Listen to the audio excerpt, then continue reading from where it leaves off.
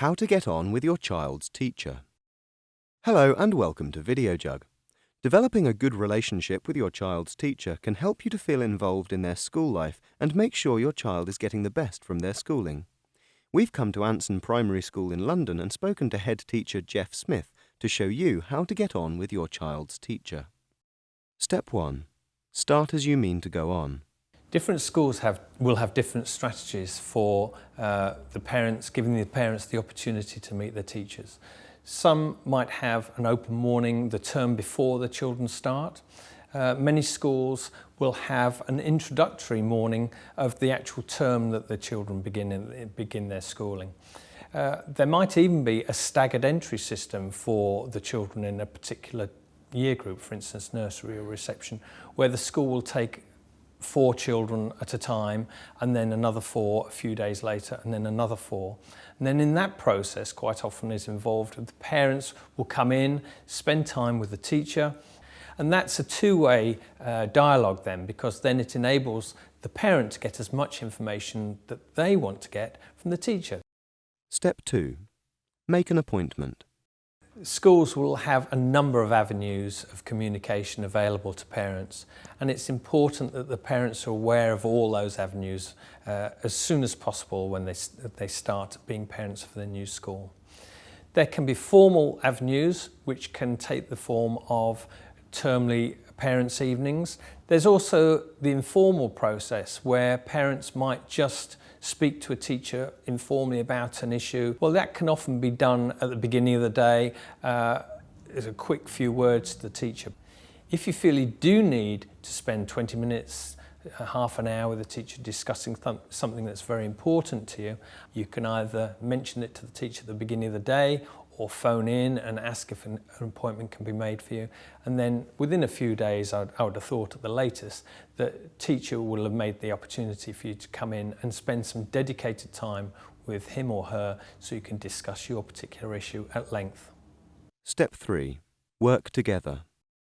If a parent brings a child to a specific school, then there's a level of buying into that school's philosophy and that school's approach.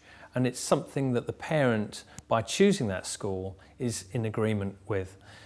Now, every parent should have the opportunity to see the school's behaviour policy, to understand the principles that a school follows to ensure effective and efficient behaviour within the school environment. And also, that can then marry in with the expectations of the parents of what they hope and what they aspire for their children. Step 4. Deal with issues quickly. There may even be situations where a parent is very upset about something that's happened.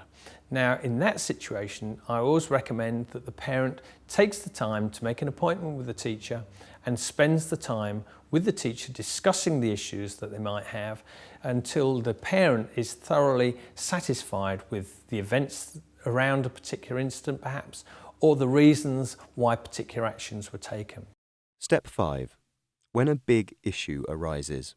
The most important thing to do, obviously, is to deal with the matter with the class teacher as far as possible, because they're the ones that have probably dealt with it on a one-to-one basis, and they're the ones who can deal with it more immediately. If at any time the parent is dissatisfied or feels they want to talk to somebody else about it, then there's always the option to speak to somebody else in the management of the school.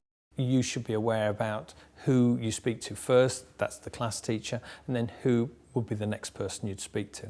If you're not sure about that, then you can always ask the class teacher and say, well, who would I speak to next about this matter? Step 6. Parents' evenings. Parents need to prepare for a parents' evening because invariably the time allocated is going to be very tight. It could be 10 minutes, 15 minutes. For a parents' evening to be an effective time, an effective use of time for the teacher and the parent, it's important to look at it as a review of what's been undertaken in the past 6 months, 9 months, a year, but also to look at it as a way forward. What do we need to do now to maximise our opportunities for that child? Step 7. Expect feedback. For a child to develop effectively, it's important that parents are involved in the process of a child's education. Now, the information can be provided in a number of ways. It could be provided in a formal way at the end of an academic year, for instance, with the end-of-year report that provides a written report about progress. In smaller classes or in younger classes, like for instance nursery reception, quite often the parents will be dropping off the children, bringing the children to school and collecting every day. So there could be opportunities for informal discussion about children's progress on a one-to-one basis, every few days. So there are a number of opportunities for parents to be kept informed. If the parent doesn't feel they are being kept informed enough, then they can always ask questions about how their child's progressing, ask to make an appointment with the teacher to gain a progress report on how their particular child is doing. Done.